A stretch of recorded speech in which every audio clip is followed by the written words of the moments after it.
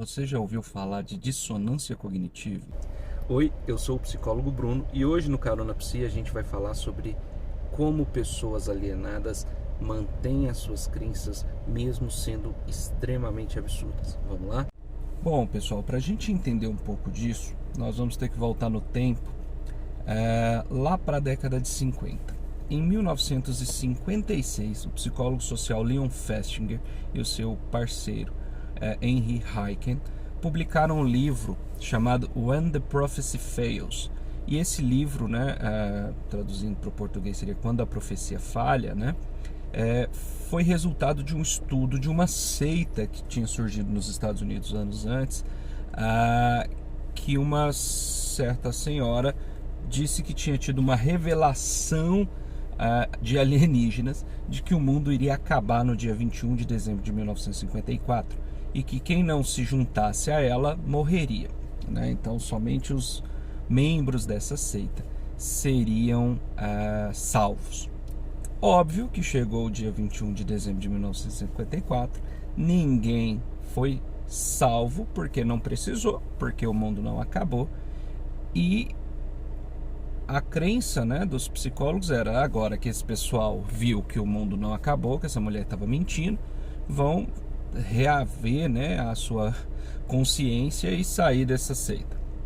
E não foi isso que aconteceu. Quando chegou o dia 21 e o mundo não acabou, o pessoal começou a ficar desanimado, igual algumas pessoas ficaram desanimadas aí com o resultado das eleições, Só que logo em seguida começaram a vir outras mensagens e outras revelações, Então a picareta lá disse que não, o mundo não acabou por força das orações deles e que os alienígenas tinham revelado isso para ela e agora eles tinham outras missões. E o pessoal aceitou, Então, quando a galera falava assim: não, temos que aguardar 72 horas, temos que esperar alguém se manifestar, temos que esperar a outra coisa sair, é basicamente a mesma coisa, E aí, quando foram entrevistar alguns membros da seita, uma fala bem importante foi de um médico que havia abrido mão de tudo para estar lá, Então ele fala: eu abri mão de tudo, briguei com todo mundo, perdi emprego, família, Eu não posso me dar ao luxo de duvidar, eu tenho que acreditar. E é nesse ponto específico que a gente pega esse processo de alienação junto com o processo da dissonância cognitiva. Porque o que é o processo de dissonância cognitiva? Quando a gente fala de cognição, a gente está falando de um monte de processos que a gente tem. Nossas crenças, nossas opiniões, nossos conhecimentos, tudo isso é cognição. E aí, quando eu falo de dissonância cognitiva, eu estou falando justamente o quê? De algo novo que confronte uma ideia que eu já tenho bem estabelecida.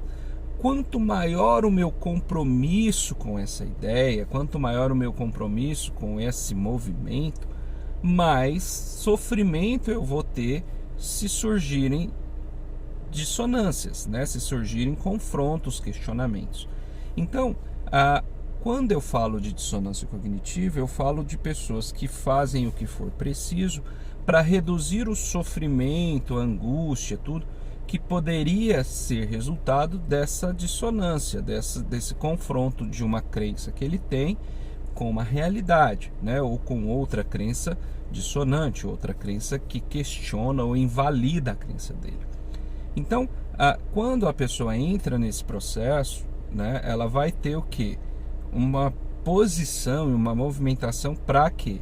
Para reduzir tudo que é dissonante, se afastar do que é dissonante, questionar e não aceitar o que é dissonante e aumentar e dar mais valor ao que é consoante. Então, por exemplo, se eu acredito, fiz todo um compromisso de uma crença com relação a uma situação e essa situação está sendo questionada, tudo que vier que embasa de alguma forma a minha crença original, eu vou dar mais valor. Tudo que for questionando ou invalidando a minha crença, eu vou apresentar falando o quê? Não, isso aí é mentira, isso é coisa da mídia comunista e tudo mais, né? Então é importante a gente entender que tanto os sujeitos lá da crença, né, lá da seita de 54, quanto o pessoal alienado em vários outros contextos hoje, eles vão passar por esse mesmo processo. E quanto maior for o comprometimento, mais eu vou me esforçar para suportar essa crença. Então, por exemplo, se você vai no supermercado e compra uma determinada marca de arroz porque é a melhor, e aí no mês que vem alguém te mostra que uma marca de arroz diferente é melhor que a que você tinha escolhido, você não vai sofrer por isso. Você não tem um comprometimento com aquela marca de arroz. Agora, se você tivesse comprado 50 fardos daquele arroz, você aí teria um comprometimento maior. Você não poderia simplesmente reconhecer e falar, não, esse arroz é pior, tem outros melhores.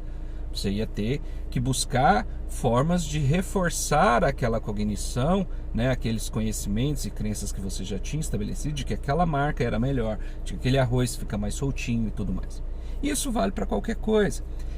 Quer um exemplo bem prático? Quando a gente fala, por exemplo, que a gente não é a favor de maltratar animais. Todos nós, né, a grande maioria é contra maltratar animais. Mas aí você vira para essa pessoa e fala assim, não, mas e no caso da vaca e do boi que vira bife? Ah não, mas aí a gente tem que ver. E aí ela traz várias desculpas para não invalidar a crença anterior, que é o que? Ela ser contra maltratar animais. Então, para não parecer que ela é uma hipócrita, ela vai criando subterfúgios para reforçar o que é consoante, de que ela protege os animais, e afastar o que é dissonante, o que não é o que mostra a hipocrisia dela, o que vai contra o que ela está vivendo de verdade, né? Ela é contra maltratar animais, mas come carne, come derivados de leite e tudo mais, né? Então, quanto maior for o comprometimento, né?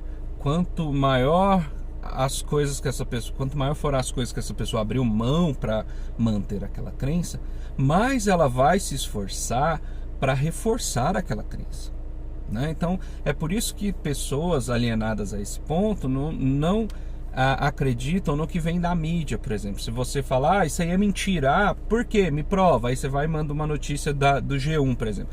Mas você quer provar que tá errado com o site do G1? Aí você tá de sacanagem, né? Porque essa mídia é comunista, golpista, não sei o quê.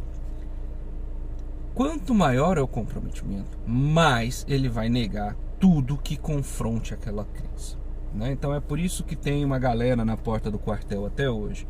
É por isso que tinha gente fazendo sinal para alienígena lá em Porto Alegre. É por isso que a galera acredita que se eles ficarem lá na porta do quartel por mais 72 horas, e por mais 72, e por mais 72, algo vai acontecer, né? O Messias vai salvá-los, e tudo aquilo toda a crença dele vai ser reforçada e vai ser provada como verdadeira. Porque ele já se comprometeu demais. O cara brigou com a família, o cara perdeu amigos, o cara às vezes perdeu até o emprego para ficar lá na porta. Ele já foi num caminho que ele acha que não dá para voltar mais, entende? Então é por isso que essas pessoas vão evitar qualquer confrontação e não vão aceitar informações que mostram que eles estão errados. Às vezes só a realidade mesmo é que vai ajudá-las a perceber isso, né? Então, num outro vídeo a gente fala mais sobre como que a gente pode às vezes quebrar essa alienação em vários contextos, tá certo? Obrigado por ter assistido até aqui.